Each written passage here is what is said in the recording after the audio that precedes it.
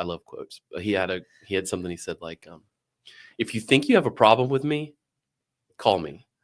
If you don't have my number, you don't know me enough to have a problem with me. Exactly. And I love that. It's probably someone else, but I think it was him. Yeah, that's good.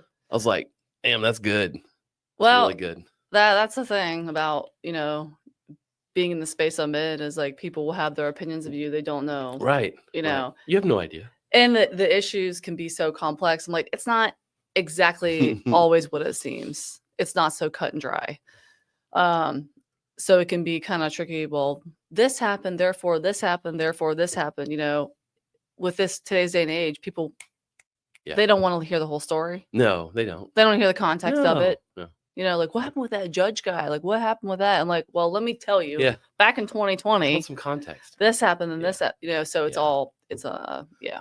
I think we could continue to throw politics in here because what you're doing now, but like, I think the Democrats learned that lesson that trying to publicly discuss a very nuanced issue is a first-class ticket to Loserville.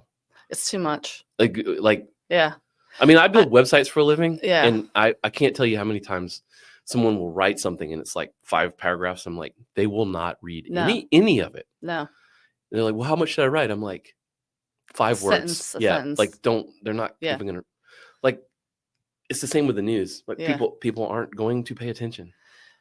And I think, I'm still really processing what all happened the past month, and I guess literally tomorrow. Crazy, right?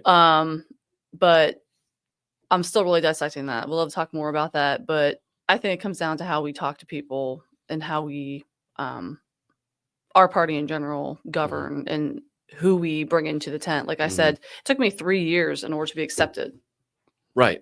When we are supposed to be the party of everybody. And also when the ticket is like empty. Right. When I looked at that, whatever you call it, voter sheet or whatever, like there was only like 3 people. They were all national. I'm like, there aren't any Democrats on this ticket. And we're from South Carolina. So you can probably imagine what we're talking about.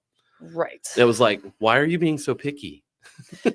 Well, then also, you shouldn't be picky. Some of these races are just not winnable based on numbers because they're so gerrymandered. So that's a whole other. Yeah, there's a bunch of that. A bunch of that. That's, I think, the root of the main issue in this state when it comes to competitive districts. Probably.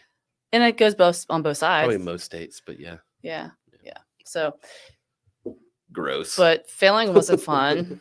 You had a very powerful statement in your paper. Failure is not the opposite of success. It's part of success.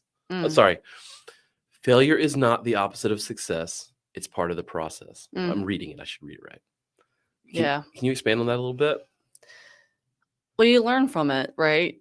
It's whoever goes from point A to point F without taking a detour in life, whatever that is. Yeah.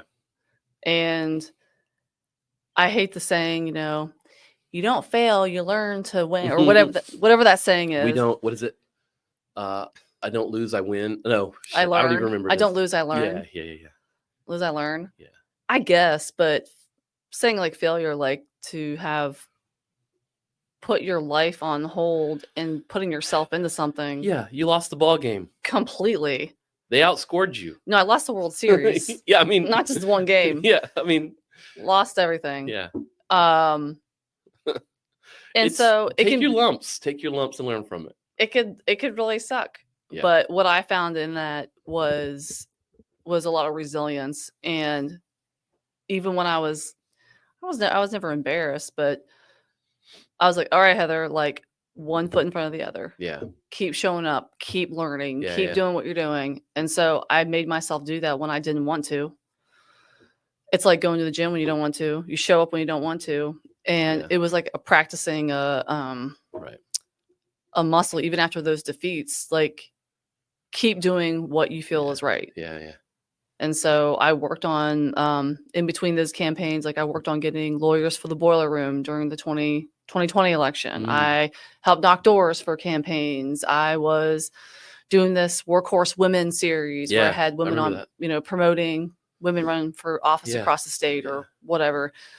So I just kept putting myself out there and be like, let's just see what happens. Yeah. Keep doing stuff. Keep doing stuff. Yeah. You know, and that's where like I've never been the person who woke up and was like, I'm going to be an accountant. Right. I wish I was. I wasn't. I'm never like that. Like I have an interior design degree. Yeah. You know, I don't tell people that very often, but you know, but the whole path, I failed a lot, but campaign wise, like I've learned a lot from it. But I learned to just keep showing up, even if I was, you know, I felt like the weight was on my shoulders, and people might be looking at me like, why the hell is she here? She's showing up again. Like that's kind of the vibe I got from people. Right. And I, you know, I kind of try to remind myself like this is a democracy. Yeah. I deserve to be here. And I guess I believed in myself that if I just kept doing the work, it would eventually pay off. So yeah.